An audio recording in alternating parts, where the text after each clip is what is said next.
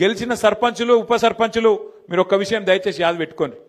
ఈ గవర్నమెంట్లో మీరు పనిచేసేది 2-2.5 ఏళ్లే.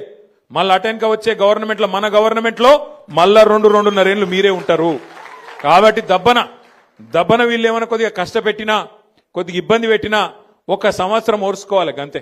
అటెన్క ఏముండదు వీళ్ళది, అటెన్క ఏముండదు. మీకు వచ్చే పైసలు ఎట్లాగొస్తాయి? గ్రామ పంచాయతీకి రావాల్సిన డబ్బులు కేంద్ర ప్రభుత్వం నుంచి రాష్ట్ర ప్రభుత్వం నుంచి మీ హక్కుగా రావాల్సిన పైసలు, ఫైనాన్స్ కమిషన్ ద్వారా రావాల్సిన పైసలు ఎవడు ఆపలేడు. ఆది శ్రీనివాస్ ఆపలేడు, రేవంత్ రెడ్డి ఆపలేడు, నరేంద్ర మోడీ కూడా ఆపలేడు. ఎందుకంటే అది రాజ్యాంగం.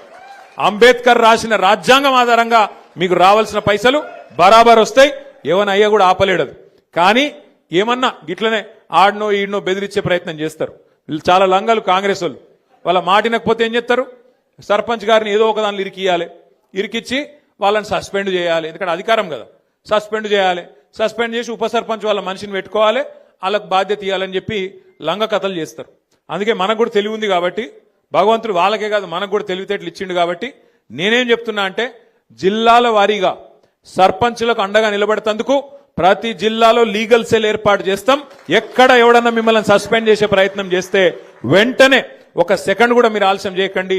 జిల్లా పార్టీ ఆఫీస్ ఇక్కడనే మీకు పక్కనే ఉన్నది. మన జిల్లా గింతనే జిల్లా, చిన్న జిల్లా, 12 మండలాలు, 2 మున్సిపాలిటీలు, చాలా చిన్న జిల్లా మనది. వెంటనే అర్ధగంట లోపల మీరు ఇక్కడికి రావచ్చు. లక్ష్మీనరసింహారావు గారిని, రవిశంకర్ గారిని, రసమై బాలకృష్ణ గారిని, మా తోట ఆగయ్య గారిని నేను కోరుతా ఉన్నా.